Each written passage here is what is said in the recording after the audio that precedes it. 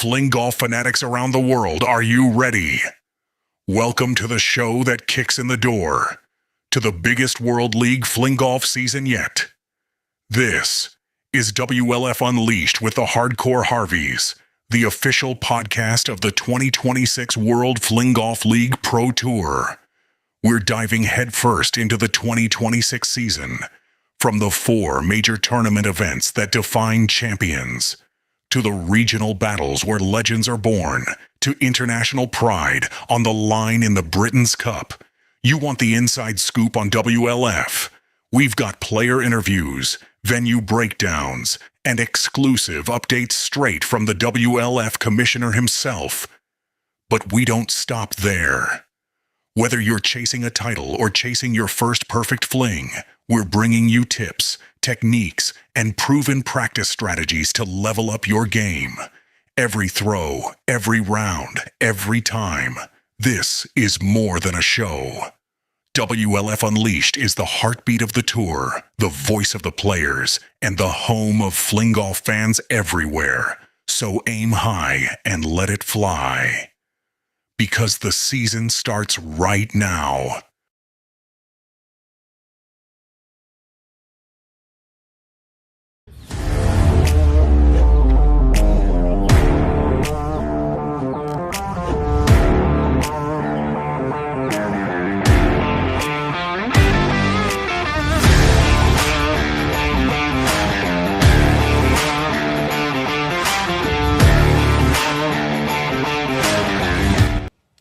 All right, what is up, Hardcore Nation? Welcome to WLF Unleashed, the podcast, episode number 6. We are your co-hosts, Hardcore and Mrs. Hardcore, the teacher. the teacher. How you doing, babe? I'm good. I like the Warren G. That was good. Yeah. We did we just age ourselves? We did. We were rolling back in the day. We rolled back in the. Thank God cell phones weren't a thing back then, because I can't even imagine the videos that would have been collected if that was the case. Like, thank goodness there's no evidence. yes, amen. But listen, the Warren G was a little bit because of what we got sitting in the garage. True. So we're awfully excited. We have a race car. We have a race car. You can't be depressed when you have a race car. So something we've always wanted for a long time, or I've always wanted for a long time. And Well, I'm not sad about it. right, I kind of talked you into it, but then I'm very cool at school now. you're probably like the coolest I 8th am. grade English teacher of all time. Right. Rolling up in your Wow, Miss Harvey, is that your wheels? rolling up. Look in, at your whip, Miss Harvey. I'm like, oh, we're still using that word? Cool. so you have a whip? Is that what- you have a whip? Yeah, I do. Yeah, we I got the racing stripes and everything. So it's like, so anyway, all right. So anyway, hey, so enough about that. Or we could talk about the car for I was a going while. to say, we're just two old people trying not to be old. Yes. So anyway, that was that. If you wonder what the heck the Warren G was about, the regulators were about the car. So anyway, so big show tonight. Big Yeah. show tonight. We purposely had fewer guests because last episode went Well, way so too long. This is the thing about you. If people haven't already figured it out, you like to be robust in all you do. So, and that's also part of the teacher thing, because we are trained to be overly prepared, and you do it well. That's true. You're never going to accuse us of not going all out. That's Yeah. probably true. So anyway, also got the new hat. Got the new hats. So we've got the official Team Hardcore hats now. You should have wore that during Regulate. I know. That would have been I better. kind of like this look. That is a good look. good. Nice. So anyway, so we got the new team hats. Listen, I want to say real quick, first off, you have been working your behind off to get ready. I feel like your Low Country Open experience was too faceted. Like you got it out of the way, and then you kind of like glad you did it and glad that you got through the first one. It's like I can breathe now. Yeah, but then like when you came back, you were like, instead of me asking if you wanted to go practice, you're like, are we meeting at the golf course tomorrow? Are we going tomorrow? Like I was like almost I'll go like, without you. yeah, I was almost like, holy moly, like she's, but no. So Like every facet of your game right now is so much improved from just a month ago. Yeah, I'm definitely throwing it farther. Yeah, you're throwing it further. My putting is low. It depends. Here's the word. Here's the word. Brain rot. My putting is now genuinely pretty good. You're the only one who knows anything you just said. Low key. Okay, low key. All right. Well, your putting is kind of like if you get all your mechanics lined out, then you putt really well. But you have a left foot problem. I think I know. No, but you I have a solution. left foot. I have a solution now. Though. You do, but like I don't know if anybody else has experienced this, but when anytime she lines up to putt, her left foot is about 2 inches in front of her right foot, and it always pushes her putts to the right. And like I just think it's because I can't see. like, I'm genuine. but- I genuinely need eyewear. I know, and I ask you if you think you're lined up, and you're like, yeah, it's right where I want to hit it, and I'm like, there is no way that's where you want to hit it. But so we've been working on that. So you got a couple things to do there, and you putted really well last night. Yeah. Yeah, I think we're playing much better as a team. Than I mean, we're at least speaking to each other by the end now. Yeah, so we play the whole that. round. We talk. We have fun. So yeah. So Like, I don't want to play with you anymore. Find a new partner. well, then we did have that. We had that one round where you walked off the last green, and you're like, I don't think you should play with me. Right. And I'm like, no, we were. That's the day we were plus 11. Like I was talking to Austin, and I'm like, listen, we've been hovering sometimes like +4, +8, and I said, but then +8. yeah, but then we had Yeah, then we had the +11 round, and that was really stressful because we both missed a lot of putts that round. Yeah, but then we played again and we were Right. only +2. Yeah, we went. Yeah, we did, but we still had the +11 round. Yeah, we sure did. We took a 9 on a par 5. Yeah, it happens. Like on a short par 5 that normally I can reach in 2 on our home course, and we took we like 5 putted. we took a 9. Yeah, so it was ugly. So anyway, so what else? Like we're ready. I'm excited about. I'm very excited. Yeah, you are. You're pumped. I'm mostly because I won't be at school from Thursday to Monday, but who's counting? Listen, the only thing in the back of my mind that I'm concerned about, and there's nothing we can do anything about it, is the weather looks shaky. It But does look maybe a little that's on shaky. our phones down here in West Virginia. Maybe we're going to get a great report from Austin up there, and he's going to say, "Listen, the weather's going to be beautiful." Maybe we just have it wrong because we got the phone app or the weather app. And well, let's pray. But anyway, so hopefully, but no, we're ready to go. We're gonna leave. We're gonna leave Thursday morning early, and stop by a couple job sites I got to check on our way, and then we're gonna try to get up there late afternoon, and kind of get settled in. We're not gonna get there in time to practice or anything. Maybe we could roll a few putts, but that'd be probably about it. That's if I could do anything there, Right. that's what I'd want to do. I agree. Yeah. So then, before we get into the rest of the episode, of course, we got the commissioner. We got Showtime. Showtime's going to do a great job talking to us about the American Classic course setup. We got Scantron. They've been, and I know that his team at the American Classic have been working their butts off to get ready for this event. I'm looking at him right now. He looks exhausted. Yeah. He's ready for a nap. It looks like at he's him. got a sunburn, actually. We can see him backstage. Look like he's been out all day on a bender. Also, he has 2 young children. He also has kids. Yeah. So he's got all that. And then we've got. He's pink. Oh, you have to hold that up during your segment. So anyway, so then we got Scantron coming on, current world number 1, back-to-back or 2-time defending classic champion. Can he do it again? I know we're going to talk about the three-peat. I'm excited to hear about the three-peat. And then we're going to talk to Aquajon. Aquajon is going to give us an update on, he's been out west on some type of national golf freshwater spawning pool tour.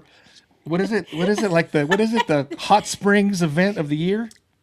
It is a hot springs. Yeah. It's like a hot springs convention. I don't know. Maybe Right. I'm wrong. Who would have known but- there's a hot springs convention? Like, who never heard anything about But that? his hot springs only 63 degrees. It's a whole thing. You have to ask him about he it. misunderstands hot springs. But So we got him coming on, and then my favorite, what I'm looking forward to most tonight. Sorry, everybody else. Moosey I'm looking Moose. to talk to Moose. the moose. Who would have thought we'd have been talking to the Moose about AI technology? Listen. I mean, the guy's old as dust. Oh, Like, like, I was literally getting ready to say that he's like one of the smartest people I know. But so anyway, so I'm anxious to hear about How rude. his journey into AI and fling golf. So that's going to be cool. So yeah, that's our quick outline of the show. But big announcement for the show and for Team Hardcore. yes, How about I added that little button in? I mean, look at you, honey. All right, so we have been super blessed to we is it reached? It's not Rutch like you want to say. I want to say. I know. You know what I want to say. wanna It's, okay. So we reached out to a golf shoe company that we saw some things come across some of our feeds, and we explained to them that what Fling Golf was. There's a pro tour. Guy was immediately interested in having us try out their shoes. So he sent us out a pair of shoes, He did. and of course if you know me in shoes, I wasn't going to wear them before. He's a shoe guy. So like they got to be pristine when we roll them out. Yeah. So we are now working with Links Performance, which is a brand new golf shoe company. These just came out this spring. They're kind of a combination. Yikes! Should have turned the noise down. They're kind of a combination of an athletic type of running shoe / active golf shoe, but they are definitely a golf shoe. And so, Yeah, the lights are kind of really. the bright. lights are really bright. But anyway, and they're like very white. they're super white. But listen, what I like most about them for fling golf is a lot of times, you can get like trail shoes or all-terrain shoes, and they're good, but I just don't feel like the bottom grip is like deep enough. And these are 3-tiered. Yes. They got 3 tiers of the grip on the bottom of them. So we're gonna have these at the Classic. We'll be donning these at the Classic. They're like they're like a midi, so they're not like a typical like normal golf shoe. They're like mid. Yeah, and I got to admit, when we first opened them He's up, got weak ankles. so when I got to admit, when we first opened them up, and I kind of put my hand down in there and kind of, how you do the sole test or whatever. See if it's spongy. Yeah, and I was like, oh, these are kind of, they feel hard. Yeah. And I was like super worried, but then I put them on, like amazing fit. They're super comfortable. I'm looking forward to walking the course and playing them. We say that to say this, that Links Performance, we want to send a thank you out to Brian Kelly, who was the gentleman we talked to about it. And we've kind of highlighted all of the things that this new Links F1 shoe, or P1, this P1 shoe has technology-wise. I don't know what any of those things mean yet, but I am anxious. I tell you, the thing I'm anxious to is the carbon plate in the sole, because they actually, I can't remember the name of it, but there's like this athletic sole you can put in your shoes. Like it's like a carbon fiber thing. It's supposed to make you like jump higher and run faster. So like I'm excited about if I can get any more shove. Maybe we can get. If I can get any more push off the tee box. Oh well. Because you know how I want to throw it further all the time. Literally all So the yeah, time. so thank you to Links. Maybe we can get Mr. Kelly on here at some point and talk to him. Tell us what all those things mean. So I talked to him. The other day, and he is definitely interested in coming on the show and talking more about the shoe. So anxious for everybody to get a first look at them. If you want to see online, there's only 4 different color variations right now, but it is parlinksperformance.com. So if you have any interest in checking them out and seeing what all the technology is, you can jump on there and check those out. So, all right, sound good? Yeah. Ready to roll? So as normal, we're going to get rolling with the WLF commissioner himself, Mr. John Prulidge, and he was feeding the dogs a minute ago, but I see he's made it back. So we got the commish. We're going to talk a little bit about the Texas Regional, the Hill Country Classic that just occurred, and he's going to talk about the New Swarm Classic. During that section, we're going to bring Showtime in to talk about the course at the same time, and he's going to give us a few Britain's Cup updates, and then we're also going to bring Showtime back in to talk about a really cool opportunity for folks to get involved with Team USA and not just as a fundraiser, but it's actually an opportunity for them to win something that will include them in the entire event. Oh, that's so cool. anxious to hear Showtime. Yeah, I don't know anything about Go this. through the details. I know. I've been. Sometimes you don't tell I me know. things. My apologies. So, all right. Without further ado, the commissioner, WLF commissioner, Mr. John Prulidge, to the show. Hello. Jeff Taylor, how are you? We're great, Good. man. We're great. So, how's things? You get the dogs fed? I did. I bet They are all set, and but you got to take care of business first, and otherwise they would be barking the whole time. They might still be barking the whole time, but yeah. All right. So listen, we apologize everybody for having to move the last episode another week. We had some things. Yes, yes. And I'll be honest. I don't do well around a certain time of the year, so I was a little. How would you describe it? Clinchy. Yeah, I was a little clinchy. So, anyway, all right. So, Mr. Prulidge, so we got a lot going on. What do you want to talk about first? You want to go back a week or so and talk a little bit about the Texas regional event that just occurred? Sure. Yeah. No. The Hill Country Classic that Dell and Leo was really sort of running the show locally there in Kerrville. But yeah, no, our second regional, great tournament, had a good turnout, and no, it's really I'm in a broad sense, I'm really pleased with how these regional tournaments are going, and we've got a bunch more that are going to be added to the list that will have news in the next few days. So, sort of save the dates. But this was a perfect. I remember Dell and Leo talking to me, and they said, "You know what? We're really going to put this on. We just finished the one in Corpus Christi. We want to do another one in Texas. It's not a lot of lead time, but it's going to be relatively casual. But we're going to do it. It's just going to be a one-day event." And I just thought it was perfect, and it's a great to people out there that are thinking about hosting a tournament, regional tournament. You don't need. We're going to give a lot of support. WLF is. You don't need you don't need 30, 40 people. If you've got 10 to 20 people, it can work for a regional event. And the more time you have to promote it, the more people you might get. But at the same time, like sometimes you just got to jump in the water, and you just don't know, and you can't, in some sense, you can't overthink these things. They're meant to be, a little more casual and try new things. And look, if you don't want to do a 2-day tournament, do a 1-day tournament. I think it's perfectly fine, especially if it's going to be pretty local and you don't have a lot of people traveling for it. 1-day tournaments are definitely fine and might be easier to put on if it's your first time posting an event. Yeah, so talking about the Hill Country Classic, like again, I think the guy talked to the guys that played.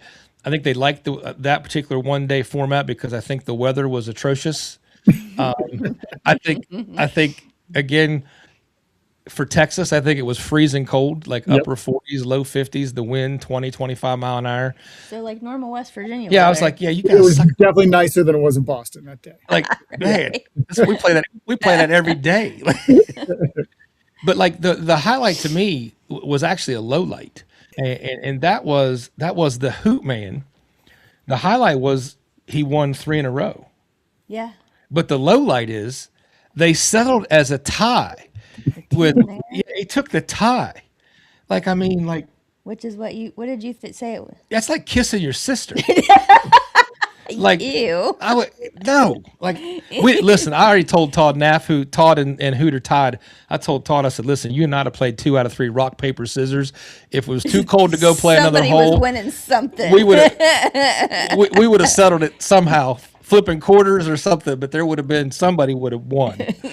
Yeah, I remember. So I was on the phone with Dell's daughter because she was tabulating the scorecards, and it was funny because it was the first time on the back end where, and we've done this to people out there that when we go to playoff holes, and because everything gets focused on the playoff hole, you don't have time to set it up in Golf Genius, so it's almost like people are just left hanging, and then they find out on social media who won it. We eventually post a score there, but right, I felt like I was in that position, and I'm like, well, who won?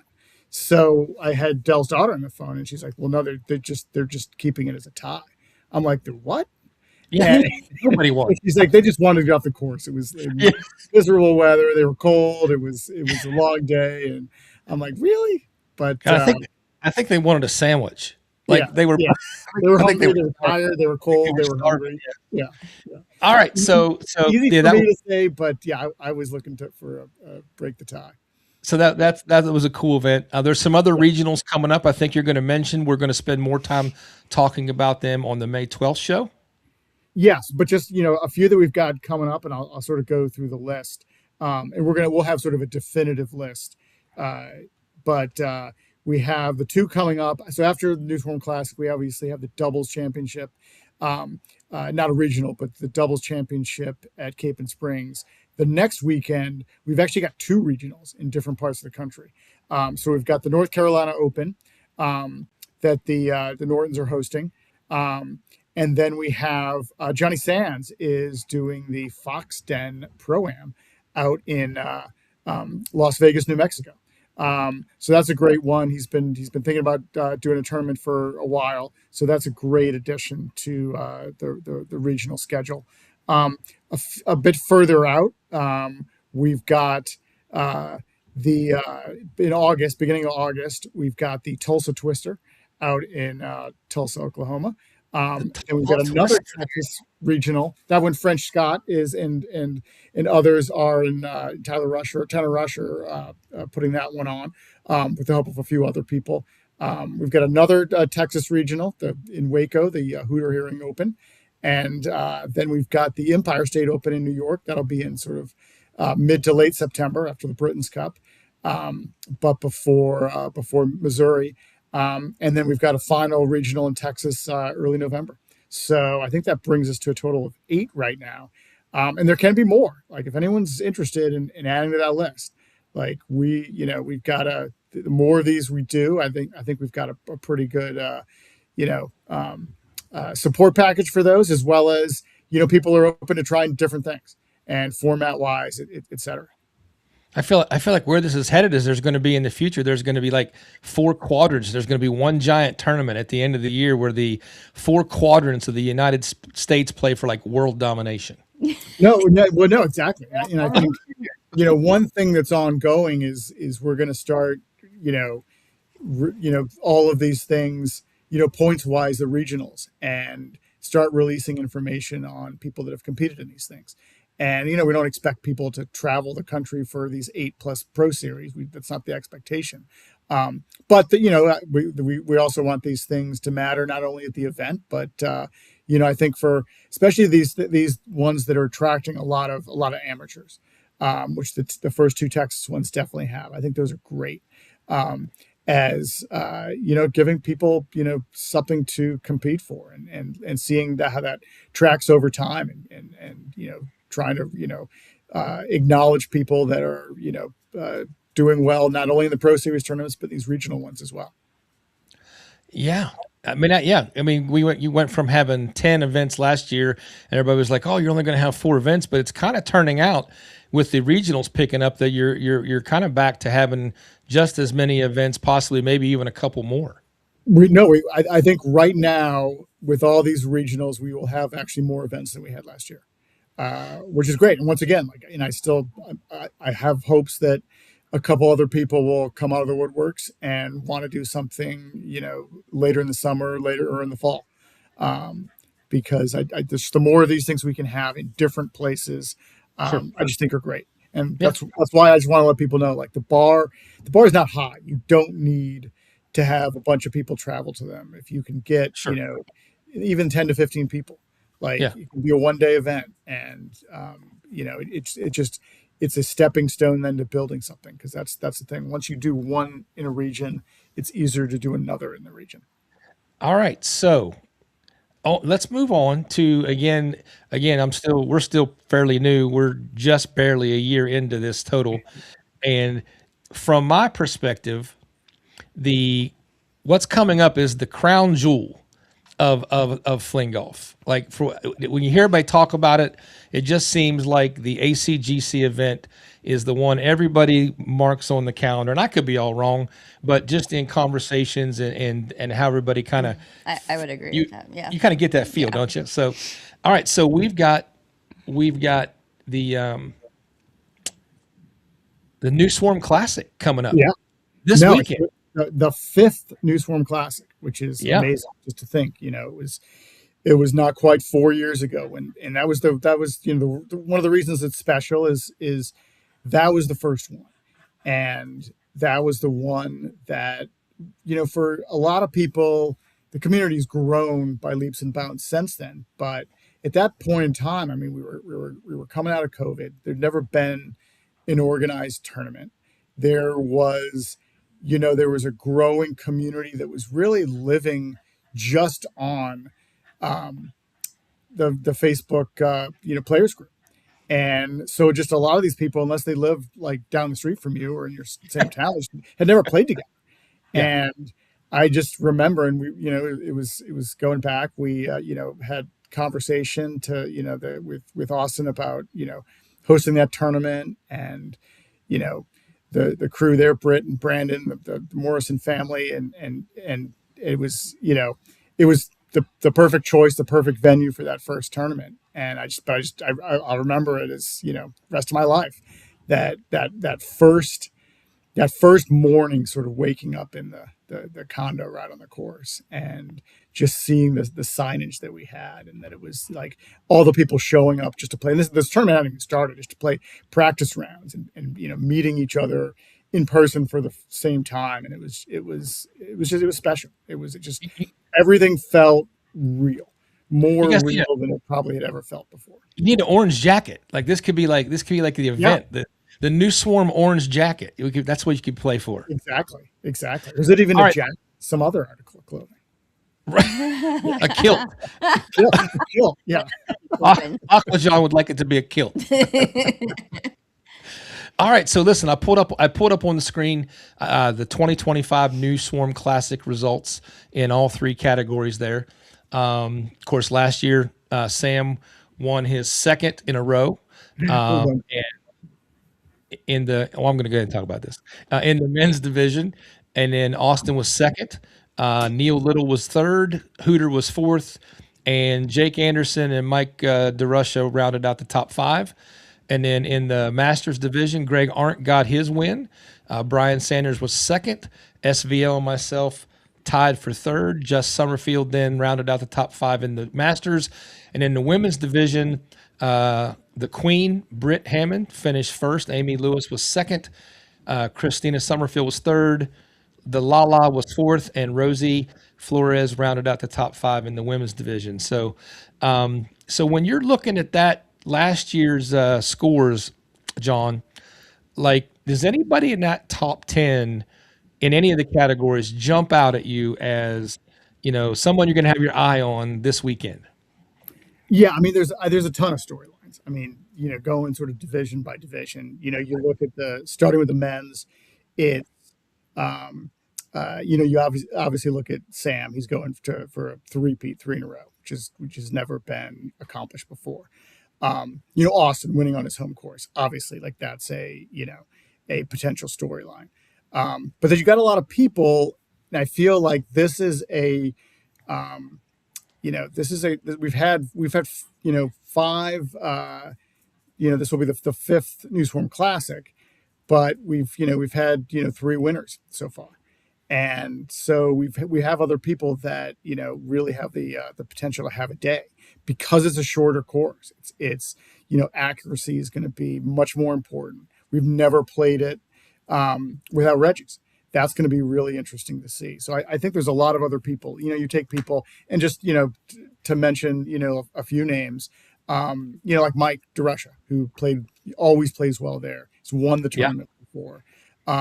Neil Little, effectively his home course, doesn't get to make it to a ton of events, but like he came in third last year, and there's a reason for that. If you look for one tournament where he's probably going to do the best, it's probably going to be this one. You've got other people like Zach Mulvey, He's always, a threat at this tournament. I don't believe he actually played it. Maybe he played it last year. I don't have my glasses on. I can't actually read the scoreboard from last year. But other people like a Tim Durr or John Fernandez. I feel like Fernandez's case, he's not the longest thrower, but that may not matter as much on a course like this. So you've got a lot of people that can do well. Another guy that always does well is Jack Bovich. And once again, his home course, he always plays there. That guy, first tournament, was in the finals, and actually had the low score in the preliminary round. So Jack is, he's a savvy player on this course. So men's, like, the focus, for good reason, is going to be on Sam and Austin. But at the same time, like, there's a lot of people that could be in contention here. Obadiah Harder. Like, there's another guy like that he hasn't traditionally, a couple people like Obi and Big Mac, like, they haven't played very well at that course. It may not necessarily suit their game, but they're good enough players that they're, potentially in contention. So anyway, the list goes on. So it has the potential. Take Reggie's out of the equation. We'll see if it's more of an equalizing factor. Maybe yes, maybe no. I don't know. Maybe it has no real difference, but it'll be interesting to watch. We're moving over, to the other, Masters. It's interesting because Greg switched back to the men's. The defending champion actually isn't, defending the Masters title. So now it opens it up. Jeff, you're going for, it's your fifth in a row, right? In a row. Sixth. No, you're right. Sixth in a row. Four last year to end, and then the fifth. Your seventh total, and sixth in a row, which certainly hasn't been done before. Somebody like a SVL, is always has potential there. It's a tough one for him, but he might be the kind of guy that on some of the longer par threes benefits from the fact that there are no Reggies. And he's certainly played that course a bunch. So you've got other people in the Masters to contend with, and then in the women's. Now don't forget, Tomcat's coming for me. Yeah. Oh yeah, well, exactly. He laid the hammer down. And I know you haven't forgotten that. He certainly hasn't, because I promise you, I have not forgotten. Yeah, no, I'm sure he's got some surprises planned for. And Cutter's not coming, so you don't count old Moosey Moose out either. No, Brian. Exactly. He's. Wait till you see this guy's game plan later. Like, it's unbelievable what he's done. So, all right. Well, listen. Now, actually, before one more thing, I don't want to mention the women as well. Oh yeah, absolutely. Because you've got Brett going for her third New Swarm Classic title. Not in a row, but her third title. Amy also, she's won it before too, so she's going to be a threat. You've got Carla, who is this going to be her first championships? The Lala's always going to be a threat. I think Christina, who's always played well in this tournament. She's playing with some knee issues, so we'll see if that. But she's a gamer, she's a competitor, and there's a reason why she's continues to compete even with the knee issue she's got right now. All right. Well, listen, since we're talking about last year's tournament, we're talking about the course. Like, I want to bring on the man himself, 19-time tournament champion, currently world number 2, but previously world number 1 for I'm not even sure how long. It was 1,000 and something days. Like he said, I can't remember exactly. So I know he's hungry, but the first part of this, we want to talk to him about the course setup. So welcome to the show, everybody. The one, the only, Showtime, Austin Ebersol. Wait a minute. Where's the button? There we go. What's up, Showtime? What's up, guys? How you doing? Good, man. How are you, man? You look like you're a little bit wore out. Yeah, raising 2 little ones, being a happily married man, running a family business while trying to be a top player in the sport takes a lot of work. So yeah. Well, listen, I know just in our text conversations back and forth and some of the stuff we've seen you post online, like your team up there looks like they've just been going all out to Yeah, get stuff ready. yeah. Brandon and the team is they're doing what they do. They're going to make the course be. It's nice, guys. I'm telling you. I know last year we had some bad weather. It was unfortunate for the greens, but the greens are rolling. I'm thrilled with it. But yeah, Brandon and the staff have been killing it. So make sure everybody gives him the kudos when you guys get here, play your practice rounds. Thank the Iceman for everything he's doing. I'm just the pretty face inside, but he's the man doing the hard work out there. Wait a minute. I think I've got something. When you said that, your wife threw up like the eye roll emoji. So I don't know, like, She agrees. I'm the pretty man. all right. So the course is in mint condition, basically. And has there been any changes at all? Like, have you guys done anything or tweaked anything that would make it slightly different, or anything people aren't used to, or anything like that? Um, no, I think it's the same yardages as last year. Um, I mean, the fact that there's no Reggies at our course is going to be huge.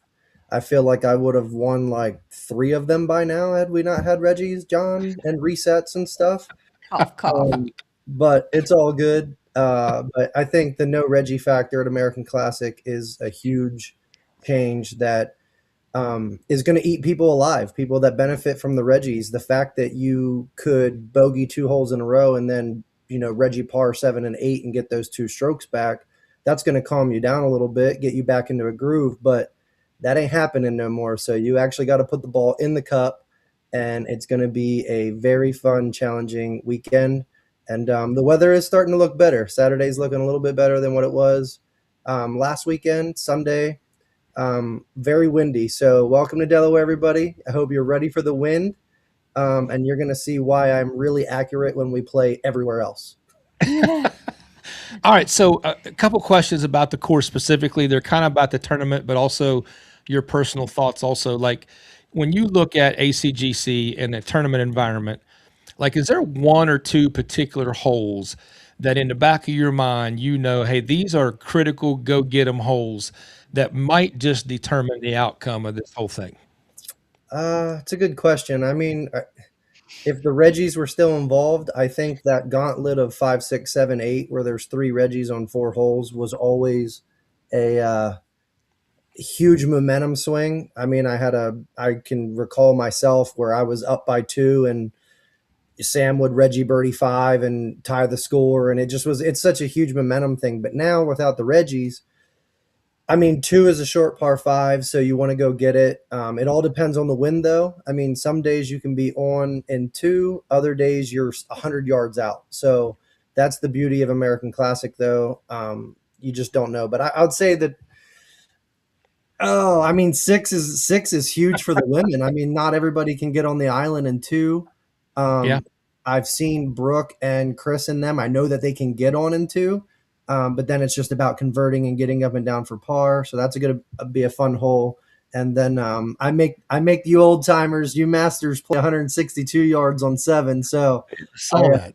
I get listen, you guys get your 110s and your 115s, and I get my little opportunity here to let you guys play a 160. But Yeah. it's doable, and you got it in the bag, and Tab and Sean and all the great players can get there too. And Moose was all over it a couple weeks ago. He played phenomenally.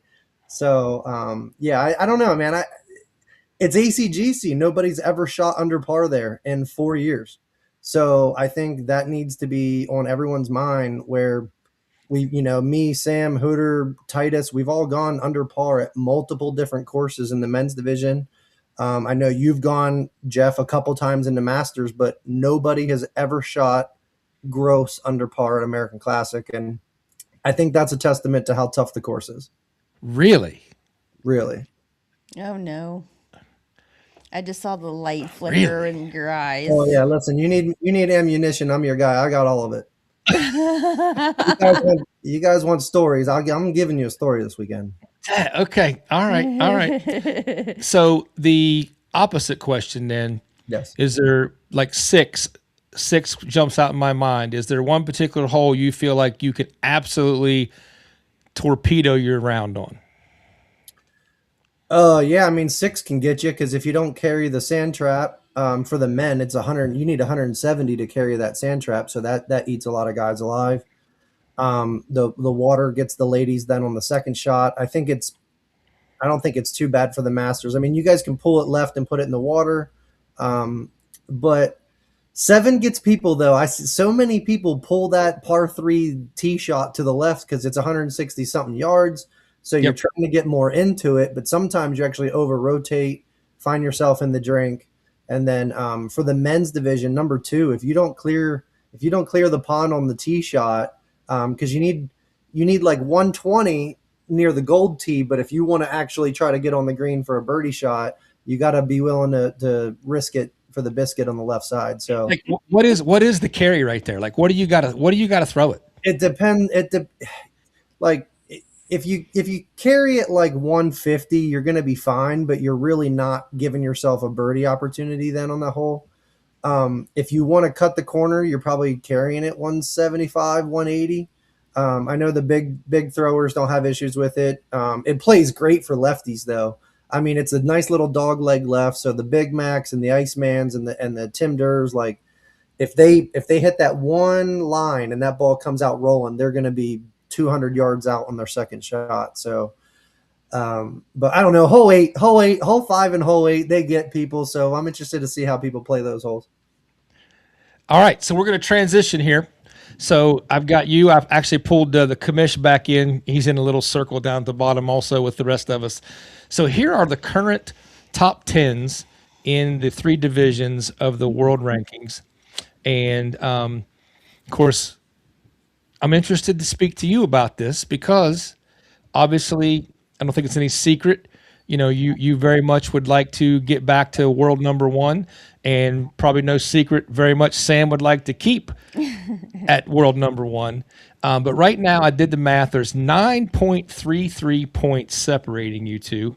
How have you approached that, knowing that you're coming into this weekend? You've not been able to get the win at the ACGC home course. You got a lot on the line. Like, how have you managed all that leading up to this? I'm not even thinking about it. So Oh yeah, I'm just going into this tournament like I would any other tournament in years past. I would stress over this event. I would want it to just be over and done with because, listen, everybody who has hosted events does a fantastic job, but we are the only family outside of Aquajon who actually owns the golf course that we play at. So making sure that you guys are accommodated, having a good time, the course is looking pristine. I mean, no offense to anybody, but nobody puts in the work that me and the staff do at American Classic. So this year, I've decided I'm going to not work tomorrow and Thursday, and I'm going to just treat it like I would if I was traveling to South Carolina or PA. And I'm just going to play my game, do what I do, put the ball in the green, and make some putts. So haven't thought about the rankings, don't really care. They're just numbers. So they go one way or the other. I just got 2 goals in my mind for this weekend. And if I accomplish those, that box will be checked anyway. So that's kind of where I'm at with that. listen, I'm calling a little bit of BS on you, brother. just a little bit. That you don't care. I know better. I know Well, better. if I do what my actual goal is, then It still take care of itself. yeah. I mean, Yeah. the goal is to win. So if I do that, it checks the box. So I feel like I'm not reaching high enough because Sure. I don't want to. I don't. What if Sam gets 5th and I get 2nd, and it's like, oh, cool, I'm number 1, but that wasn't the goal. My goal wasn't 2nd place. So Right. Yeah, but that would kind of be an empty way to get it. yeah, I don't know. I mean, you keep beating somebody, you should pass them. But I would rather do it with a win. But I got you. I got you. Go ahead. No, I truly believe that his biggest goal was to make sure everyone is accommodated No, and I has a do- good time. I Like I, do truly too. believe that. I don't want anybody leaving the tournament being like, oh, American Classic wasn't fun or I didn't feel welcome there. Like, I want you guys to feel that when you do come to ACGC, it is the Masters. You get that Augusta feeling to make it special. And I told John that in 2022. I was like, I just want this event to be the Masters of Fling Golf. So, yeah, I want you guys to have fun. And I hope I can get absolutely ripped drunk Sunday night. So, we'll see what happens. That's a different kind of goal. Yeah, different kind of goal. Well, no, that's another goal off the original goal. So I'm telling you, there's a lot of goals, but only like one matters. So All right, well, Commish, jump in here. What's your thoughts on where the points stand? Because listen, us as fling golf fans, like that, I'm pretty sure that the only thing that would make it any better right now is if the Hoot Man showed up somehow out of the blue and it became he was involved in the mix as well with these top 5 to 8 guys, or these top 8 guys that could all probably win. But Do you know something I don't know, Jeff? no, I don't. No, You and don't really? I don't think there's any chance of that happening. Yeah, I don't think so. But I'm just saying it would certainly make things interesting. No, but you know what, I think they're going to be plenty interesting regardless. And no, I think Austin's mindset is whether you totally believe him or not is the right one though. It's you got to you just focus on playing well, and if you play to your ability, like the rankings is gonna follow suit, and whether it's this tournament or the next one. And right now, effectively Sam and Austin are in a dead heat. But it's also only tournament 2 out of 4 this year. So it's not the be all end all one way or the other. But certainly if one of the two of them wins, it's obviously gonna whoever wins is gonna be number one. I think I have to double check on the math, but it's almost certain that whoever finishes above the other probably maybe even just a place.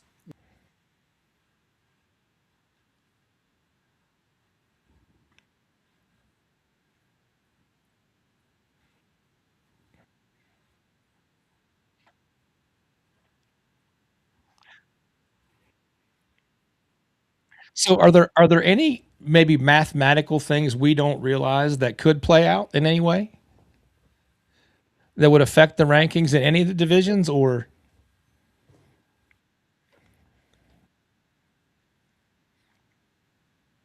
yeah. Yeah, is there anything you're keeping your eye on?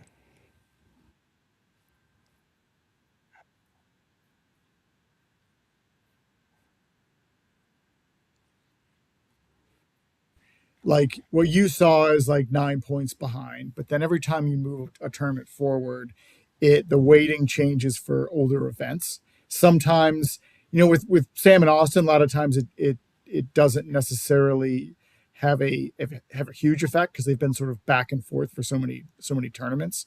Um, but it's sometimes you almost have to look at it virtually going into the tournament, which we don't publicize those things because it changes the weightings for how they're going to look afterwards. With the only thing you don't have in there is the results of the tournament you're about to play. So sometimes you have certain things that will move one way or another, and it may look like somebody is. And I'm just I'm not saying that exists or that, but may look like, oh, I'm only like a point behind somebody in the rankings, but virtually, actually, when you actually look at the next tournament, and you may take a tournament that is now weighted less because it's further in the past that you may have gotten a lot of points from, that lowers. So you may have virtually actually been like 10 points behind instead of a point behind. I Um, got you. that I don't think that's the case with Austin and Sam in terms of like they're pretty much a dead heat going into this one. But things like that. So I don't I can't say for this one I've really focused on a lot of other in terms of I always look out like, okay, what's it going to take to have a new number one in the other divisions. I think it's pretty hard uh, for either Brit or you to lose the number one ranking regardless of performance at this tournament. I don't want to say that's 100% true if you come in like really low, but which is not going to happen. So I don't want to say there's no chance, but it's a pretty remote chance. Other times when it's sort of neck and neck, I spend a lot of time looking at that. Sure. And something will have sort of teasing this, but something that still in the works that will we'll have some things in May that we're gonna release that are going to provide more transparency to this for people that I got are you. in this kind of stuff. Sure. So that's a very vague tease to something that we will probably break and announce on the next WLF Unleashed podcast. All right. So Because you know, I always like to break something on this podcast. I know it's awesome. I love it. I will break something now, which is the fact that it's a work in progress, but we're going to do some live streaming on Sunday, the last day of the event. And we've done live streaming before, but we've never done it using Open Broadcast Studio, where we're going to try to have multiple live streams OBS. That basically will, at the same time we can switch between cameras. So we're going to have, Rick Wilson, who does, a lot of people have met him down in Florida. He was at actually the New England tournament as well. So a couple tournaments. He's doing more in-house marketing stuff. He's going to be running that. We're also going to have James Witherite, who's no stranger to people that have been at this tournament the last couple of years.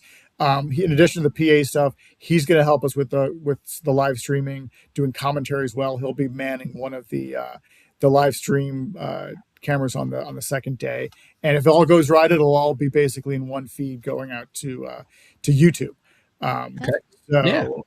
This is something we've done some sort of practice runs, but it could be a little rusty on the first attempt at it, but it will, we'll do some practice stuff on Saturday, but we're definitely going to try to do these more of these at Pro Series tournament if we don't have an actual TV film crew.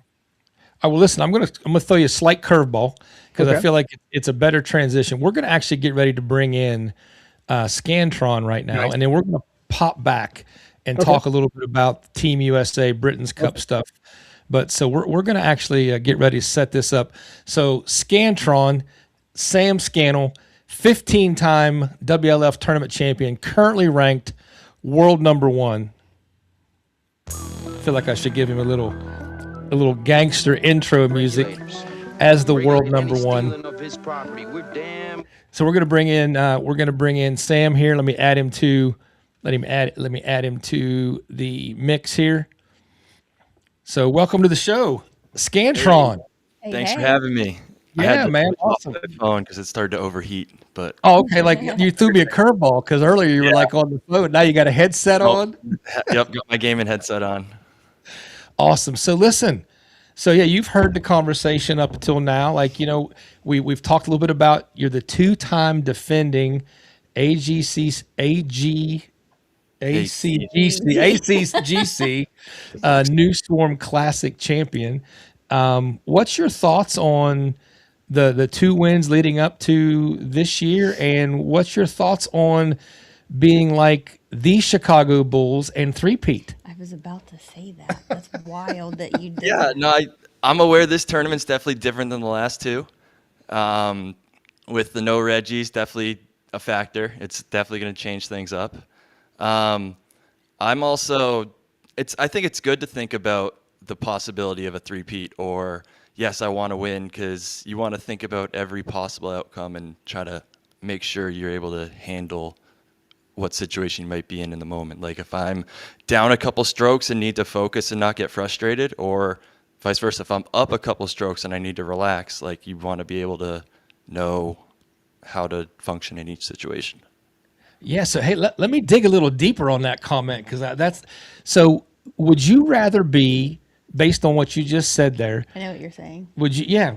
You're about to say, would you rather be the chaser, or would you rather be the hunted or the hunter? Yeah. Well, I've definitely been the hunter a lot, trying to chase Austin.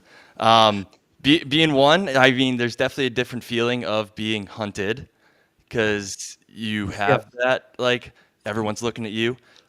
So it's that different mindset of try to block out that noise, whether it's hunting or hunted. But if I had to choose, hunting is more fun, but hunted is the situation you want to be in. Sure, absolutely. That's a great answer. That's an awesome answer. So, do you feel like that the reason you've had so much success here, 2 wins, chance for a three-peat, the course set up for you particularly well? Like, what do you feel like it is about this place that you just seem to be able to put it together? I really love ACGC. I think being a long thrower helps a lot with the course being short. Even the very first year when Mike DeRusha won, he had an amazing comeback in the last 2 holes because of Reggie's. Like that first tournament there was a good learning experience because I was ahead by 4 strokes with 2 holes left with hole 8 and hole 9. And he got the Reggie birdie and I bogeyed. That's a 3-shot swing on 1 hole. So that right there isn't possible this year. So that just, yeah, like I can throw out different situations, but it's, that would have derailed me right there. Like I mentally would have been derailed. Like I bam, finished bam. bogey. He finished Reggie birdie, Reggie par. It was a Yeah. 5-shot swing in 2 holes. Yeah, Mad Jeff would have definitely showed up. But no, you learn from that one, and then you come back and you win the next 2, and you try to go for 3 in a row this time. Yeah. So what do you think? Okay, so let's play that out. Chance for 3 in a row. What are going to be the keys for you this weekend to be in the position where you can hoist the trophy for the 3rd time in a row at the American Classic? I need to remember it's 36 holes, and you can't lose the tournament on the first hole. Okay. No, just like hole by hole, shot by shot, not trying to look at the big picture and just stay in the moment and just let the chips fall where they go. Yeah. So what? Okay. So right now you've been putting a lot of content out. Obviously, you're playing a lot. Actually, I think you're a little bit sore today, even because I think you did a lot. You did a lot yesterday. Yeah, I went a little over the top with that chip in the backyard. What's the best part of your game right now? Right now, it's probably the tee shot is pretty easy. I've been struggling with the approach shot accuracy for whatever reason, but this last round, I got it back. You got it back? Yeah. No, I just, for some reason, I was missing left, missing right. If I had the right distance, it just wasn't on the green.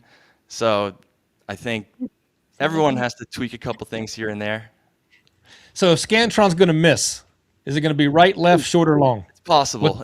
If I'm going to miss, it's that turbo mode. It's going long. Okay. Over. Too much. Right, yep.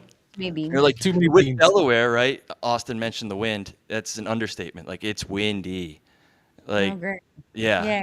Yeah. If you catch the wind wrong, like you throw some side spin and the wind happens to go that way, your 5th hole, you might end up on the 8th green.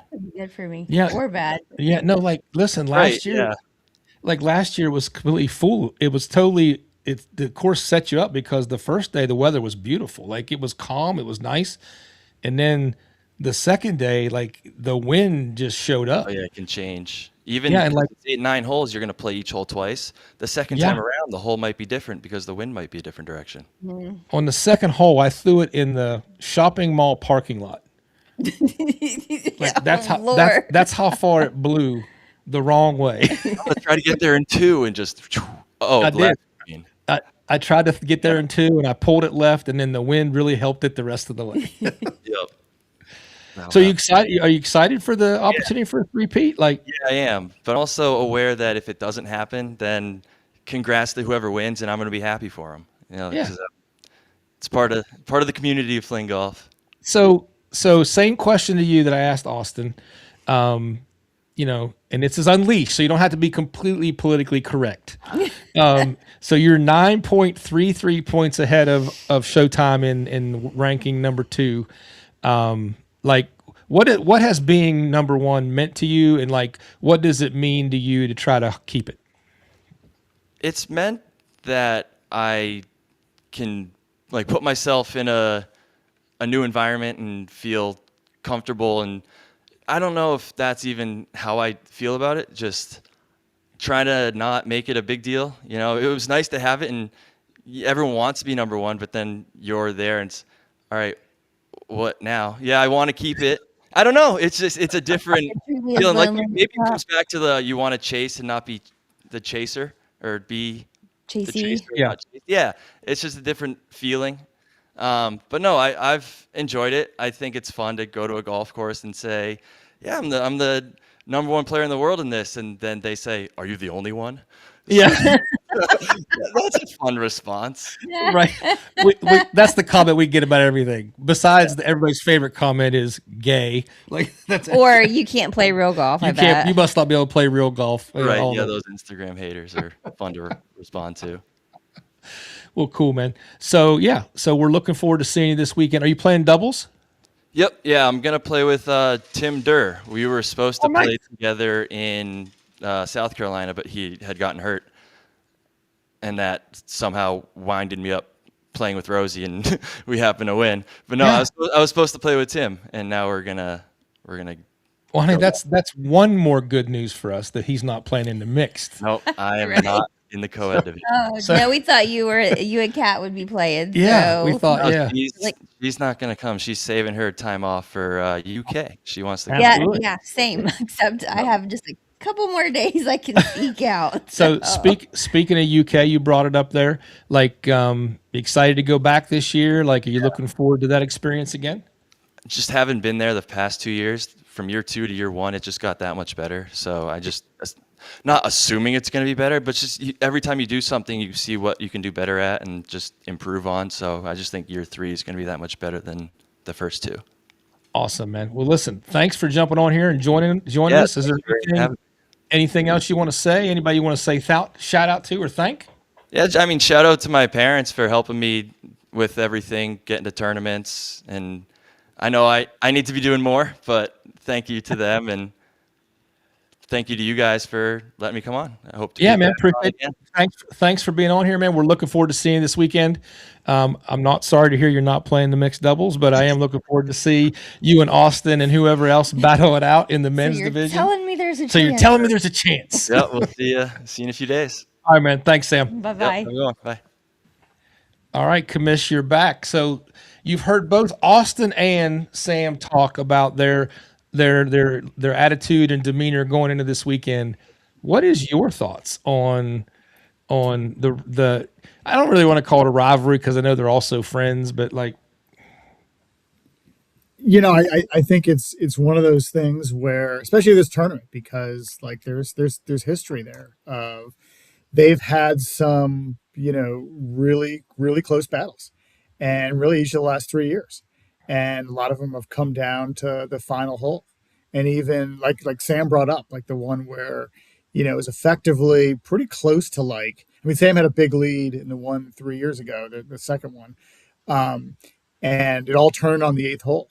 And Mike DeRusha just he basically he got, I think, Reggie Birdie, and the other guys either got par or worse, and it huge swing there, and then all of a sudden it's the ninth hole, and he's your champion. That was only 27 holes, but I do think that my best guess is it's going to be close at the end. yeah, It's likely going to be close between those two, but I think there's probably going to be a third or a fourth that are in the mix there. Well, I know and Durash's stick has already had some practice. yeah, I saw Showtime posting some social media where he was doing some challenge between the Encore and DeRusha stick, Main event. the main event stick. Yeah. No, it'll be really interesting to see, and I do think, it's one of those things, like the course itself, and one of the interesting things for me, and I know in Austin and I've talked about this too, is a lot of people that are, for the people that are playing it the first time, and you've been in this, you were in this last year, Jeff, and Taylor, you'll be in this this year. You sort of, but I think you were, a little bit about the course, but the people that are really going in, not having played it, like, you'll look at the scorecard, you'll see that there are a lot of par threes, that it's more of an executive course, and you look at the yardage, and you'll really, you'll underestimate the course. And the two things, Austin talked about one of them, the wind that just constantly shifts. And I think we're in that time of year where you could potentially have, some even bigger shifts. And you're going to have, like, bigger gusts. And the other thing is that the number of greens that are elevated and protected is different from a lot of courses. And that gets a lot of people. And I've seen people that come in playing pretty well, and they come in and they don't play a practice round. And I can see it a mile away. And I'm like, you are totally screwed, because you're just This going to course will deceive you in a minute. So You their are. greens are Elevated? Yeah, well, he doesn't mean like West Virginia elevated. Oh. Like I was gonna say, oh, no, okay, yes. not what you're used to playing. Our home course is literally all uphill. But Every single no, hole is uphill. so I brought Austin back on because I remember last year when I walked after the first time I played, I remember walking back to the parking lot thinking, I felt like this course was built for fling golf only, and like other golfers just happened to play there. But like because like you very much have to hit, you have to throw good, accurate shots because every green is strategically protected or placed or water or sand trap, and like so if you don't hit the green, you've got trouble. Like and it, So what I'm hearing is that we should stop at the store and buy another box of balls just in case. I hope not. I hope not. For me. We got not them for you. for sale, Taylor. You can throw 'em at the door. Fly away. Austin, Upsell. how would you agree or disagree with my comments there about the first playing there for the first time last year? Yeah, I mean, I think outside of, I would guess, Massanutten, we're probably the second busiest fling golf course in the world. Me and John always talk about the yardages and how do we bring certain aspects of the golf course into play. And it really is the most perfect fling golf course, though. I mean, there's changes we could make. I can make holes longer. I can make them harder. Which is You don't need to. You're good. right when you think that it's already challenging. But yeah, we're a fling golf course. I mean, sometimes we get a little bit of too much heat from local golfers who do stick their nose up at what we do. And they'll make comments like, "Oh, American Classic, there's fling golf this weekend," and all that. But they can kind of eat it because we are a fling golf course. We like it, and we also like golf too. So, shut up and play, or get the heck off the course so I can play, because I don't even get to play my own course. So you're gonna bitch and moan about it, then just leave. But no, yeah, that's pretty much what I would say with ACGC. All right, so hey, let's transition to the Britain's Cup and Team USA. I've got a slide pulled up here that has the stuff that that the Hoop Man has put together for us to use as an opportunity for folks to not just support the team, but also have an opportunity to get involved. Austin, I really would like, if you don't mind, if you would go through and explain a lot about this, and I'm going to bring the graphic over, and I can actually click through the website if you would like, so I could show what's possible. And you care to do that? Let me, different hat. All right. Ready. There you go. Yeah, transition. Yeah, here we go. Yeah, no, we got some really exciting things going on this year. Hoopman has absolutely ran with this phenomenal fundraiser we're doing. Shout out to Titus for being the one who thought of it. So I don't want to leave out Big T or Little T, depending if you want to talk about him or his height. We'll just call him King T. But Titus and his brothers had a great idea, and Hoot ran with it. And so it's a really awesome giveaway. I don't know if you want to click over. Yep, Jeff. Here we go. There you go. This is going to be a QR link that's going to be available after the podcast later. If you guys want, we are giving away a trip to London to cheer on Team USA at the end of August. That's right. We're covering your flights. We're going to get your lodging. It's going to be the most freaking fun you ever have, because you get to spend a week with me saying words that we can only say in England and not over here, because they are not really good for America at all. One in particular I know that you're fond of. I love that word over there, the way they use it. I'm getting excited. This is the most excited I've been all week. But yeah, so this is going to be awesome. But what we're doing, guys, is we are doing a hat, very special made hats. We have white options and blue options from Crafted MFG. That's right, crafted here in American Classic. Just kidding. Crafted at Colorado, almost like the United States. Sorry, Hooter, totally botched that. But yeah, Hooter's been talking with this company for a while. He's been wearing their hats. He loves them. He talks about how sweat-proof they are.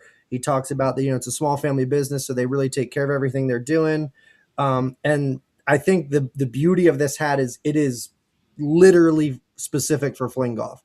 So a lot of thought has been put into how to design this hat with the logo and all that. So you can get a white one or a blue one, or white and blue. We are totally cool with that. However, if you would like to enter into the free trip to London, I feel like I'm giving like a really good plug here. There you You go. really are. You can hit the $100 to submit an entry into the raffle. It will be a silent something auction, I guess. I don't know. And Hooter's going to, I think he said he's going to draw it in July. We will have everything. I could be misspeaking. July 15th. July 15th. All right. I do remember some things. But that's one way to enter. You can also enter by mailing into Hooter specifically. That's a free entry that's on the site as well. So I say you take advantage of that. Maybe you send him a little thank you card for being how awesome he is. But if you want the hat and the entry, you got to get that 135 bundle right there. That's Boom. right. You're getting $15 off the hat plus getting the entry into the sweepstakes. And I'm telling you guys, this is awesome because you're supporting a small family business in Colorado that's making very unique hats for us while also sponsoring and helping Team USA. We're going to use these funds because it's 100% profit to the players. So that's amazing. It'll help us with our flights, our meals, our practice rounds, lodging, all that good stuff. But this is one way that we wanted to give back to you guys. And listen, if you win and you get drawn, you and one other person are literally going to London with Team USA to play multiple practice rounds with us, take in the action, and who knows, maybe I can talk Paul into getting you guys a special night out, depending on who. Yeah. But yeah, lots of cool stuff here. So this is going to be live later. I'm sure John will be emailing it. We'll be posting it. It'll be going everywhere. But please support Team USA. The European team is getting better and better and better every month. So we're going to need to get over there, practice well, kick their butt. And everybody that supports the team, like, we love you guys, and we don't want to let you down. So thank you. And yes, be on the lookout for this later today. Yeah. So listen, Showtime. So actually, for the 135 bundle, you get 2 entries for the trip. 2 entries. Hold on. I It's- feel like hold on. Let me enlarge the graphic here. It's the hat and 2 entries. 2 entries. Let's go. All right. Yeah. I totally bought. Guys, if you're not doing the 135 bundle, I don't know what you're doing. You're going to have to hit that. That's 2 entries plus the hat for $15 off. And don't forget that mail in as well. Just got to be time stamped. That way Hooter can count it towards your entries. All right, guys, appreciate that very much. Listen, I don't mean to cut you short, but we've got Aqua John on a short time. We've got Aqua John on a short time crunch here, and I want to get him on real quick. So I will be back with you guys. We're going to move on to Aqua John real quick. So coming up next, we've got Aqua John, everybody's favorite author / documentary connoisseur, producer. Whatever he is. So Aqua John, welcome to the show. Aqua John, you got muted? He's muted.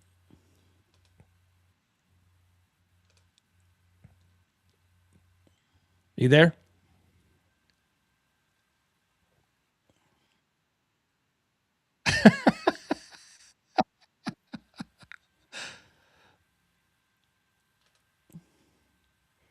It's saying you don't have an audio source.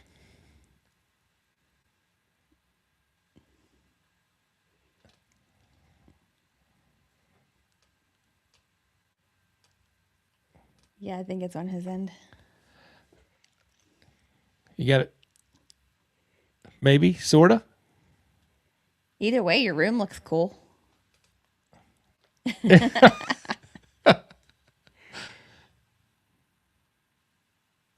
What do you think? You got it? Maybe.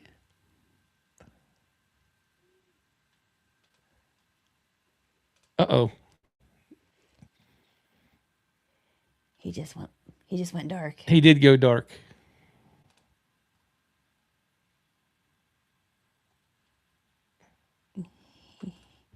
He says he doesn't see an unmute button.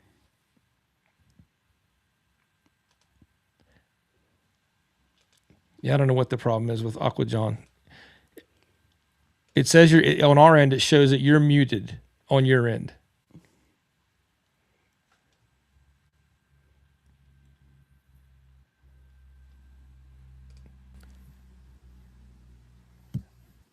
All right. Well, Commish, anything you want to add while we're seeing if he can figure it out?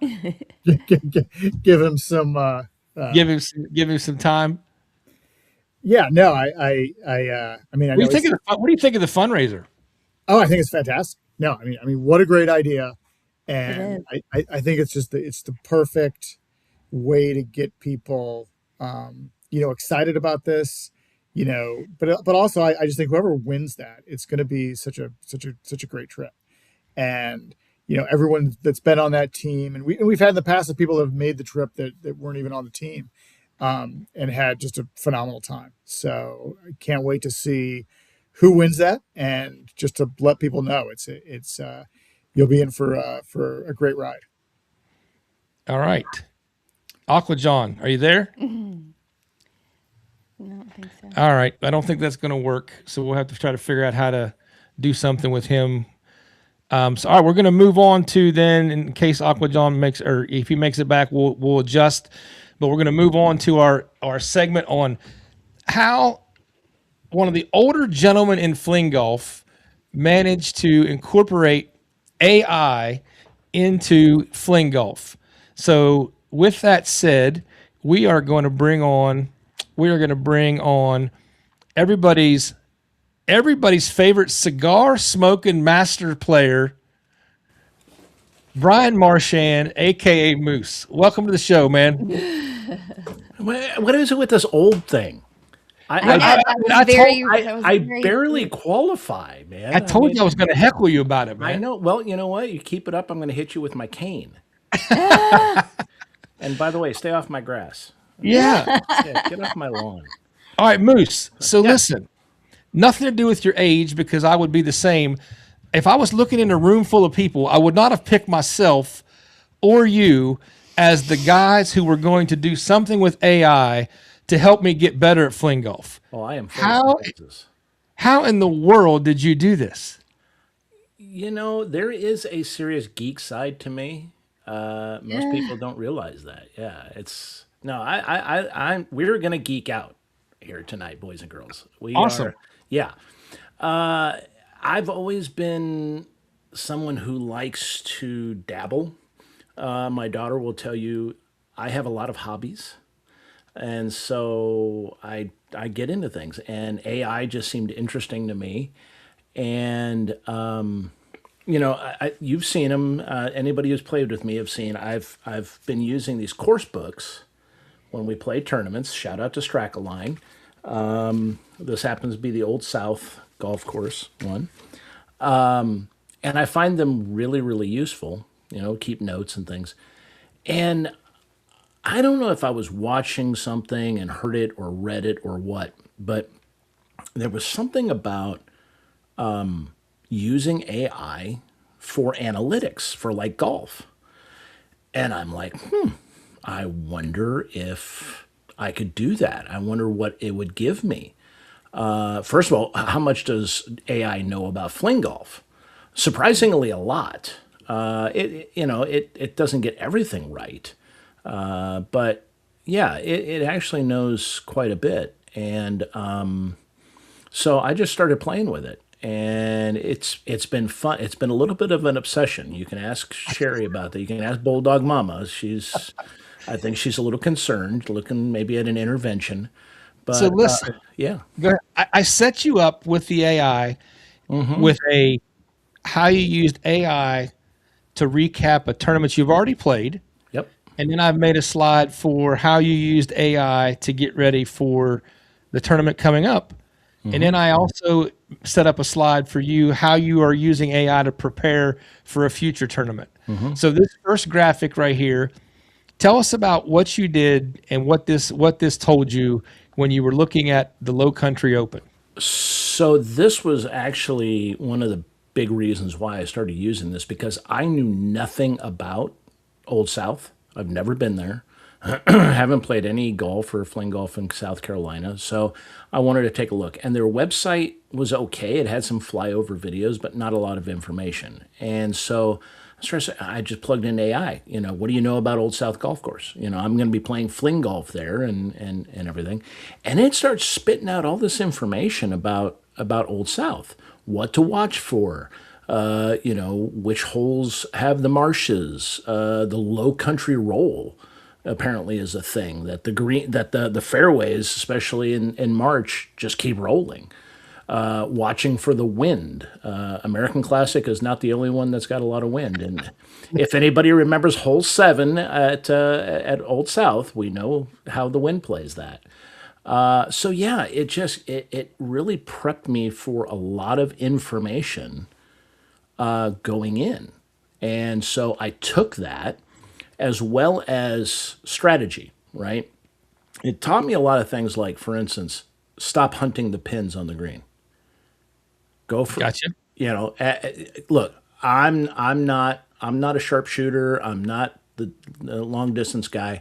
So go for the center of the greens, right?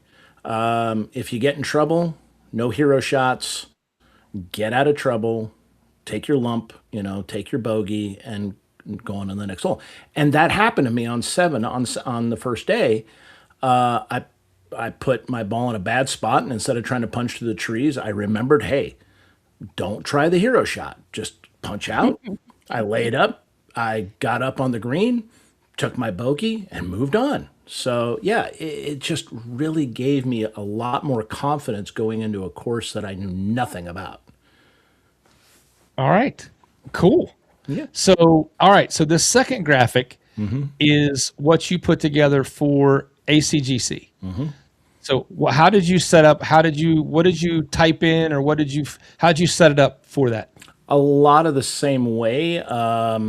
Basically, you tell it the course, and it goes out and searches what information it's got. And what was nice about this was I have, experience on this course. I had practice rounds. I had rounds from last year.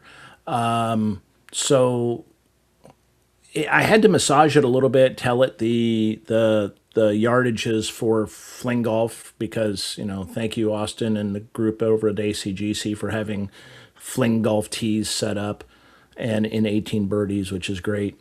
But, I had to plug all that stuff in and then also feed it information. Like, I want to give a quick shout out, if you don't mind, to a website I stumbled across, AI driven again, parthecourse.com, Blake Bullis. He and I chatted real quick. Basically, it gives you a layout of the course, and you can probably just about find any course in the country, and it gives you some strategies of where you can land your shots and what shots to play or what clubs to play. It's golf centered, but I took some of that, threw that into AI, and it started giving me stuff like, okay, well, here's your playing strategy. Knowing how you play, because I explained to AI, here's my usual yardage. I've got, knee issues. I've got shoulder replacements. So yes, I am old apparently. So, so you give it all this information, and it really starts to take all of that and give you very, very customized information. And if you don't like it, go back and say, now, hey, let's change this, let's massage that, let's play around that a little bit. So have you found it to be pretty accurate since you ACGC pretty well? You've played there a good bit. Like the feedback it gave you, did you find it to be pretty accurate as to what would be helpful? Yes and no. Some of the information that it got, it misinterpreted as far as like where hazards are, where the water is, and I had to say, well, okay, no. Like for instance, hole 8, which ate me alive last year. I put it in the sand, of course, and it was thinking that this bunker was just on the right side in the front, and I had to explain it. Oh no, it's all the way across. Yeah. So it's like, oh, well, that changes things. I mean, literally, it will say that, right? Oh, no, that changes everything. No, now you don't want to aim left. You want to aim over. You want to be landing center or long, going to the backside. So yeah, you got to kind of tweak it a little bit. But once it gets the idea, yeah, it gives some really good information. Like, you're looking at hole 1. I I really kind of came into the practice round a couple weeks ago that Austin mentioned, understanding, okay, well, yeah, I got to throw it harder because I'm usually ending up short. So instead of throwing it, the Masters is 117, I had to throw, 125, like it was saying. And, I'm hitting the green. It's like, oh, cool. Hey, it works. Yeah. That works. Yeah, this stuff works, man. This is cool. My caddy actually is smart. Well, listen, my favorite slide is the last one. Oh. And that is you've already developed AI for the Greencastle course. And then you've also developed a 10-week practice plan that would help you get ready for that particular tournament. Yeah, this graphic, the graphics on this one. So I'm gonna, big props to the AI platform Claude. ChatGPT is great for analytics. Gemini is good for my ego, but Claude is fantastic for these kind of graphics. And so, yeah, so I've been playing with them all, right? Again, obsession. So it spit this out, and I was like, oh my gosh, this is phenomenal. I'm taking this everywhere. Now, the 10-week plan, I will say it would be nice if I were actually doing this, but it's like I'm probably going to be starting around, week 5 or something like that. I don't know, we'll cut it in half. All right. But yeah, I mean, I had to do this again because I've never played Greencastle, but we went to go play it a few weeks ago with Alala, and I already had some of this information in my notes, and I'm like, yep, it's spot on a lot of these things, So yeah, and then what you do is once you go take a practice round or you've played, you plug that information back into the AI and say, okay, this is what happened. And then it'll give you a post-round analysis. It'll break it all down for, okay, here's where your misses were. Here's where, your pluses and your minuses were. Here's what you need to work on. Here's what worked. Yeah. It's phenomenal. That's really awesome. Is. Yeah, it really is. Well, listen, folks, if you want more information on this, hit Moose up because he sent me a lot more than I could actually be able to show on the show tonight. So like he could give you hole by hole for this weekend's tournament. I know he'd be happy to share it with you maybe after the tournament. He might not share with you before the tournament. I can't share everything. I mean, come on, man. I need an edge. Hey, I don't know if you saw the comment, but Gary Callis Jr. said he'd be happy to help you also develop that technology or that strategy further. He works with Claude. So, dude, this is awesome stuff. Yeah. Hey, can I say one thing real quick? Yeah. I want to say that I understand that this isn't going to be for everybody, right? Not everybody is going to buy into this idea of analytics and playing, data driven and all that. A lot of people play by feel. I'm kind of hybrid. I like, I love the data, but I also know every day is different. Every game's different. You've got to play it. But what this is helping me do is know my game and figure it out. Yeah. Because it's almost like you're designing your round to try to manufacture a certain score based on what you can and can't do. Yeah, and that's what it's doing. It actually is giving me target scores. Yeah. And like I don't have it here with me, but I've got these little like what I call caddy cards in my book for American Classic. And it says, okay, after 3 holes, where are you? Are you +1? Are you +3? So adjust this way. After 9 holes, after 18 holes, where are you? These are your targets. Where are you? I mean, it gave me a whole list of target scores, both my average and what is good and what is bad for every hole on all these courses. And it's just like, this gives me something to click with. Absolutely. It makes great sense. Yeah. It just takes some of those things out of my head that I don't have to think about now and say, okay, well, I've got it. I've got the data. Now I can run with it. Yeah. Well, listen, Moose, thank you so much for sharing your AI journey with us and definitely how it can benefit even fling golf, it's amazing. Like it definitely, I see the value in it. When I read through your stuff, like it made sense how it would help you manufacture and break the course down into segments and chunks. And you want to be even through here. You want to be no more than +1 here. Like it definitely makes sense. Yeah, the scary thing is to put this in your hands. Yeah. Because then it's just like there's no hope for the rest of us. Yeah, okay. Well, you already tried to derail me with that one thing you sent me. We're not even getting into that. So, nice try. Now, yeah. Well, can I just say that I really thought your favorite slide was going to be the one that where ChatGPT said that what the weaknesses were for Hardcore Harvey, virtually none. I would never put that up. The fact that AI knows Hardcore Harvey so well. I would not put that. No, I know. Yeah, it's like it was analyzing your game at Old South. So it was like, yeah, you played solid. So. But, Well, I appreciate it, man. Thank you for joining us tonight, man. We appreciate you being here. Absolutely. Thanks, buddy. Thank you. All right, guys. I think we've got the technical difficulty worked out for Mr. Aquajohn, and we're going to add him in here. And there we go. Welcome to the show. We're anxious to talk about his national conference, his documentary, and his book, Fling Golf Tales. Now we lost the picture. I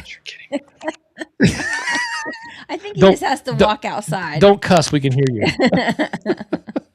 Or cuss. It's fine. All right. Can you hear me and see me now? We can hear you, but we still can't see you. We could see you, and then now we can't see you. Aquajohn, how are you? Well, I can see you all and I can hear you, but I had the volume all the way turned up, but I can barely hear you. All right. So there we go. Oh, there he is. There he is. Move. Don't move. Don't move. Don't move. Hold your breath. All right, Aquajohn, you're in a hotel room. Where are you? I'm in Calistoga, California. I was outside on the deck where maybe I had a better signal, but I ran out of time and I'm late for this is a Hot Springs conference, and it gave me a chance. Some of you saw I got to play with Brian down in Santa Rosa. So I'm here until Thursday and taking the red eye Thursday night to fly into Dulles Friday morning so I can join everybody at ACGC and how's the conference going? Enjoy a great tournament you guys have been talking about. How's the conference? It was pretty awesome. Just had a soak and a massage, and tonight we're doing some kind of interesting, cutting edge vibrational music underwater that's supposed to relax you at some decibel level that's wired to the human brain or something. It's beyond me. I'll know in about an hour. Wow. All the hertzes. Between Marche with the AI and him with the harmonic music therapy underwater. Yeah. Where's the young people? All the old people were doing all the weird stuff. Who knew? All right, so tell us about what's going on with the book and the documentary. Yeah, well, first, for those who didn't see, and if you're wondering the story behind the PGA show shout out, I have no idea how they got the photo. I didn't submit it, so I'm glad they not only picked a photo of me with a fling stick, but also made it the front cover on Instagram too for their promo of behind the scenes thing. So that if you hadn't seen that, that's an incredible opportunity for us to be getting that notice to the outside world about fling golf. So that was quite an honor to see that. But what's exciting is yes, those who order your books ahead of time, great. We'll have a book signing time at 4:30 on Friday. And I'm bringing, for those who didn't get them ahead of time, first of all, shame on you, but don't worry, I'm bringing some extras, so you'll be able to get one there. And as Jeff alluded, all the proceeds of this book are going to this documentary that we started. And I have to tell you, when I got into something this massive, this big, I didn't know how it was going to go, but we've had 2 days of shooting. The first one at the school on April 13th, that was great to see the kids kind of in a classroom setting. But it was a thrill on last Friday. Liberator and I took the kids out on a local course, and to see the thrill of them seeing that ball launch 150 yards, some right out the bat, and both boys and girls, independent about which I didn't really focus on, the social aspect of the game. And when they were interviewed, they were talking about this is something we can do with a group of like the young lady she's a sports junkie. She never gets to play sports with the guys, obviously, because she's on the girls' sports teams. But now she has a sport she can play with the guys, and some of her friends who are in the band or not physically active, they're doing this now. So those were some of the unexpected storylines that we got in the first take. And everyone has a chance to be part of the next film site, which will be at the Potomac Highlands at the end of May, where we're going to kind of conclude the documentary on Friday and Saturday and see where this goes. We're getting a lot of local support. The local newspaper came out unexpectedly, took pictures of it. That'll be out in the paper tomorrow locally. Nice. And we also have a community foundation that's starting to help fund the film itself. So we're almost a third to our goal of the price tag, of the $10,000 price tag for this movie. So we're very excited about seeing the kids get into it and getting access to the book and hearing the stories behind the sport for me, my personal journey. And so I can't wait to share more of that, both in Delaware, when I see you guys in person the other week, and as we prepare for the Potomac Highlands. There is one stop that it's not an official filming stop, but we're having the first ever field festival at Cape in the middle weekend in May. It's a chance to kind of test the course out. And this is where our Highlandiers are coming to the forefront and helping when we get, I had 45 kids come out, which was amazing. Wow. I'm expecting at least that many to come out in the middle of May to give it a try, because they were eager. They go, when can we do this again? I'm like, well, come in a couple of weeks to Cape and Springs and you'll get to try it leading up to a qualifier for the Pro-Am at the Potomac Highlands. So the ball's running on this, and it's amazing. That's awesome, man. Congratulations on how it's taken off. I'm bringing my teacher voice. Yeah, bring your teacher voice. So we're very excited about seeing where this could go. So we'll keep you posted about that when we get to ACGC. Oh, well, we are looking forward to seeing you this weekend. Looking forward to you having do the book signing with us and get some author photos. Like we can hold the book and get pictures with the author.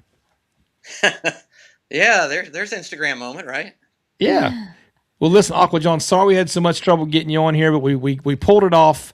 Yes. Go get in your hot spring with your vibration therapy. Yeah, I'll tell you all about it. All right. There's the book. Here's my shirt with the last year's Potomac Highlands, and I'll be dreary-eyed, but I'll be full of energy for you guys when I get to ACGC. So have a great week. Everybody stay healthy, and we'll see you soon. All right, look forward to seeing you, Aqua John. Thanks. All right. So, Kamish, we're gonna wrap it up here.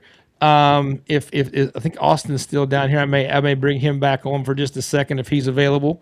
Yeah, I saw he's almost asleep. I caught you. All right, Austin, you might be muted. There you go. All right. Any wrap up comments? I have one. We had less guests and we still talked just as long. Yeah, I didn't talk this. I'm just pointing out the obvious. I mean, someone's going to say it. Might as well be me. All right, what do you guys think? Anything you want to wrap up with? You just got the vacuum cleaner going. I hear the vacuum cleaner. Or the Is that Aqua John? Yeah, I muted him again. The only thing I want to say is I just want to give a huge shout out to all the sponsors of the New Storm Classic this weekend. If you guys are looking for places to eat, check out Woody's in Dewey Beach Bar and Grill, Crooked Handle Brewery, Grandpa Mac, which will be available at American. Oh, I was about to ask about the mac and cheese truck. Very excited about that. This is crazy. Nice. Irish Eyes, the Pizza Kitchen, Cape and Lopin, and Bethany Blues, and Gus and Gus. So thank you to all the sponsors. We were able to raise about $4,000 this year, which helps American Classic afford the cost of shutting down for the weekend. So it's huge for us to do that, because I think that's another thing that makes the event special, is that it is truly all fling golf all weekend, and that's what makes it a lot of fun. We don't have to worry about those metalheads out there. So shout out to all the companies who are sponsoring this year. and you guys will see them. We'll have them on the tees. They'll be all over the place. We'll be promoting them. But shout out to them, and thank you guys for having me on again. Yeah, Yep, and thank if you go to the portal page on Golf Genius, there's one of the links has a document that lists all the ones Austin mentioned, addresses, so you can go frequent them while you're there for the tournament, and show them some love. Awesome. Well, listen, guys, we're looking forward to seeing you this weekend in a couple days. Thank you for spending again over an hour with us. Apologies again. I'm going to have one guest next time. That's it. Just one. That's it. One person. So appreciate you guys, and we will see you this weekend. All right. Sounds great. Bye-bye. All right, babe. As we say here, another episode is In the can. in the can. Speaking of in the can, where's Clay Harvey at? He might have had to work. Yeah. He might have had to work tonight. So once again, you do amazing. I love you so much. You're so beautiful. Thanks, baby. And I can't imagine doing this with anybody, absolutely anybody else. Well, but I you. am fun. You are fun. So and we're actually, I mean, other than the time, we're getting better. I feel like the flow's good. The graphics are good. We just got to figure out how to get people not to say so much. Or is it me? It might be you. It might be me. Okay, you're gonna You have questions. next- You're very questiony. next time you're gonna run it, and I'm gonna co-host. Well, there have been times where I need you to click that button. All right, guys, listen, we appreciate everybody tuning in tonight for episode 6 of WLF Unleashed. Oh, wait a minute. Before we finish, there's a couple comments. Scroll. Sam. Oh, yeah, it's going to be the dolphin thing. I got that one. Hey. Hey, Robin. Robin Amos. Okay, showtime, go. All right. You're back. So Friday, 8:00, we're doing a little fling gospel. We're going to worship our Lord. Yes, amen. I know that it's not cool to some people to talk about Jesus, but Jesus is freaking awesome. So we're going to talk about him. We're going to worship. So everybody is welcome to be there, 8:00 on the practice green. And we got a really cool guest speaker set up for you. So be there, be square. Let's go, Jesus. Let's do it. Love it, brother. Thank you, prayed brother. up. Thank you, brother. Stay prayed up. All right, babe. So we got one more comment. Mark Thompson said, "Good job, appreciate that." And Robin Tucker Amos says, "Hardcore Harveys are doing a great job with these episodes." Thank you so much. She's very kind. I love her. Awesome. She's Appreciate you. Appreciate you staying tuned in to the bitter end. From the WLF Unleashed, we are the Hardcore Harveys, And we're out. and we out.